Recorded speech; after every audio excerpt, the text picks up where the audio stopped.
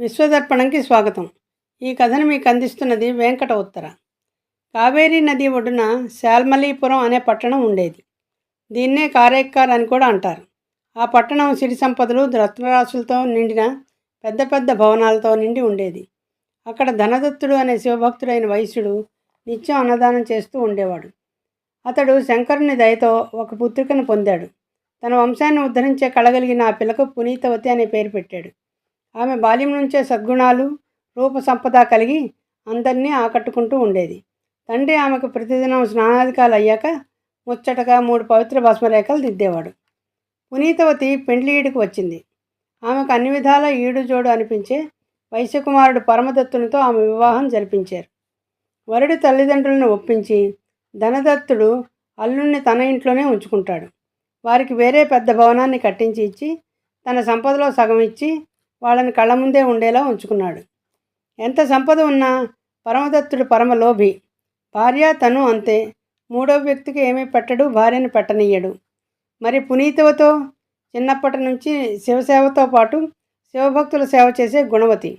ఇంటికి వచ్చిన వారికి షడ్రసోపేతమైన విందును చేసేది. శివయోగులు ఆమెను సాక్షాత్తు అన్నపూర్ణయ్య అని ప్రశంసించేవారు. ఇప్పుడు పెళ్ళే భర్తతో ఉన్నది కాబట్టి భర్త ఇష్టప్రకారము ప్రవర్తించేది. కానీ పెట్టే చేయి ఊరుకోలేదు అన్నట్టు భర్తకు తెలియకుండా తాను దాచుకున్న ఫలాలను, ఆహారాలను దానం చేస్తూ ఉండేది. ఒక బ్రాహ్మణుడు పరమదత్తుని సహకారంతో తన పేదరికం పోగొట్టుకోవాలని అనుకుని అతనికి రోజు ఏదో ఒక కానుకని ఇస్తూ ఉండేవాడు. ఒకసారి అతను చాలా పెద్దవి, మంచి రంగువి, మిగలముగ్గిన 2 మామిడి పళ్ళను తెచ్చి పరమదత్తుడికి ఇస్తాడు. అతడు భార్య చేతిలో వాటిని పెట్టి మన ఇద్దరికీ చెరొకటి అని చెప్పి వెళ్ళిపోతాడు. కొంతసేపటికి శివుడు సాధువేషధారి అయి వచ్చి ఆహారం అడుగుతాడు. ఆమె ఉత్తి అన్నమే ఉంది అనగా చాలు, అదే పంచభక్ష పరమాన్నాలుగా భావిస్తానంటాడు.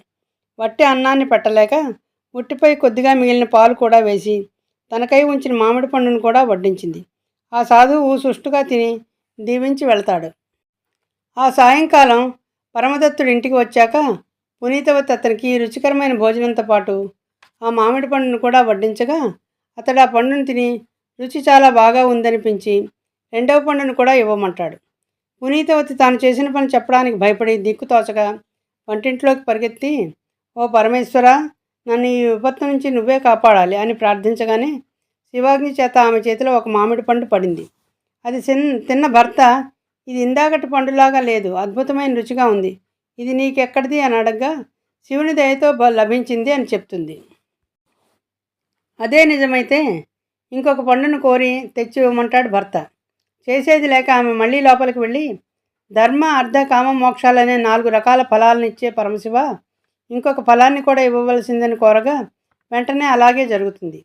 అమితానందంతో ఆమె దాన్ని భర్తకి ఇయ్యగా అతడు దాన్ని తీసుకుని మరుక్షణం అదృశ్యమైపోతుంది. పరమదత్తుడు భయ సంభ్రమాలతో బ్రహ్మాదులకు కూడా దుర్లభమైన శివుడు ఈమెకు వసుడయ్యాడు. ఈమె సాక్షాత్తు దేవతా స్వరూపిణి అయి అందుచేత ఈమెకు భర్తగా చరించుడు శివద్రోహమే. ఆమెతో కాపురం చేయడం మహాపాపం.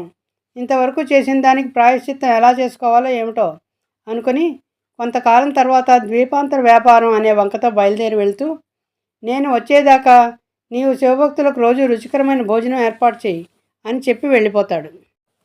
అసలు విషయం తెలియని ఆమె రోజు శివభక్తులకు మంచి భోజనాన్ని పెట్టి భర్త సన్నిధిలో లేకపోవటం చేత తాను మాత్రం శరీరం నిలుపుకోవడానికి ఏకభుక్తం చేస్తూ ఉంటుంది. పరమదత్తుడు ద్వీపాంతర వ్యాపారంలో బాగా సంపాదించి పాండ్యదేశం చేరి అక్కడ ఒక వైశ్యకన్యను పెళ్లాడతాడు. వీరికొక కూతురు పుడుతుంది. మొదటి భార్యకు చేసిన ద్రోహానికి ప్రాయశ్చిత్తంగా ఆ పిల్లకు పునీతవతి అని పేరు పెట్టుకుంటాడు. కొంతకాలానికి ధనదత్తునికి అల్లుడు పాండ్యదేశంలో ఉన్న విషయం తెలుస్తుంది.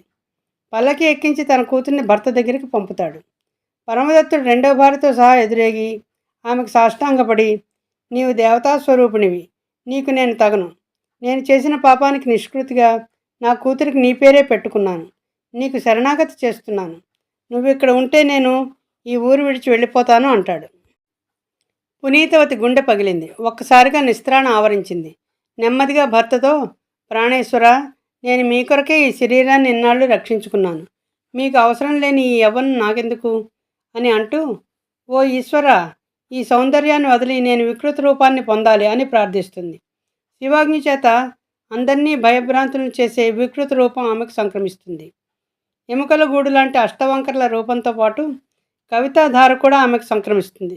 ఆమె వెంటనే తన కవితలతో పరమేశ్వరుని స్తుతిస్తుంది. అలా అనేక ప్రాంతాలు తిరుగుతూ కైలాస క్షేత్రం చేరుతుంది. కైలాస పర్వత శిఖరాన్ని చేరాలని సిద్ధమై, అది పావన క్షేత్రం కాబట్టి పాదాలతో అపవిత్రం చేయడానికి ఇష్టపడక, కాళ్ళు గాలిలోనికి తల నేలపైన ఉంచి చేతులపై నడుస్తూ ఒక అపూర్వ తపస్సాధనతో ఆ కొండపైకి వెళ్తూ ఉంటుంది. ఆ విచిత్ర ప్రయోగం చూసిన పార్వతీదేవి శివునితో, ఈ పిశాచి ఎవరో తలతో నడుస్తూ మన వద్దకు వస్తున్నది.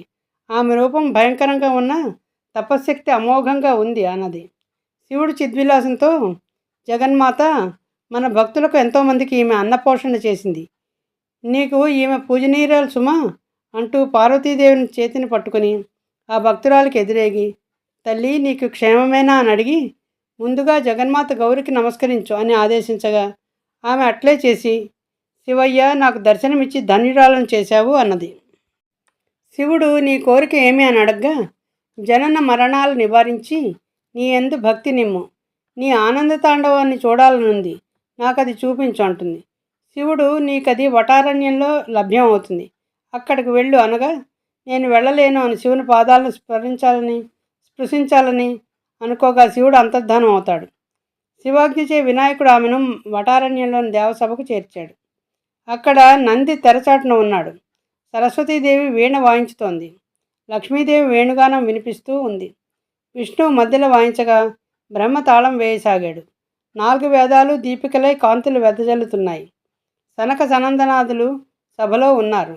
సప్తకోటి మహామంత్రాలు అక్కడ పువ్వులై వెదజల్లి పడి ఉన్నాయి. పంచాక్షరి మంత్రం పీఠంగాను, సూర్యచంద్రులు దర్పణాలుగాను ఆ పరాశక్తి శాంకరీదేవి సాక్షిగా నిలిచింది. అటువంటి సభా మండపాన్ని పునీతవతి దర్శించి మిక్కిలి ఆనందించింది. ఇక కైలాసము చూసే కోర్కెను వదిలివేసి 10 ద్రవిడ గీతాలను పాడి శివుని మనసారా స్తుతించింది. పరవశించిన శివుడు తన తాండవాన్ని ఆమెకు దర్శింపచేసి సదేహ ముక్తిని ఆమెకు అనుగ్రహించి తన సన్నిధిలోనే ఆమెను నిలుపుకున్నాడు. ఆమె అలాగే శంభువైభవాన్ని కీర్తిస్తూ 10,000 మంది బ్రహ్మలను విష్ణువులను చూస్తూ ఆమె ఇప్పటికీ శివ సన్నిధిలోనే ఉన్నది. ఆమె లోకోత్తర భక్తి వైభవాన్ని ఎవ్వరూ ఊహించలేరు. ఈమెను కారైక్కాల్ అమ్మయార్ అంటారు. ఈమె ఆరాధన పాల్గొన మాసం స్వాతి నక్షత్రం ఉన్న రోజున జరుగుతుంది. ఈ వీడియో మీకు నచ్చినట్లయితే లైక్ చేయండి, 10 మందికి షేర్ చేయండి, సబ్స్క్రైబ్ చేయండి. మళ్ళీ మరొక మంచి వీడియోతో మిమ్మల్ని కలుస్తాను. నమస్తే.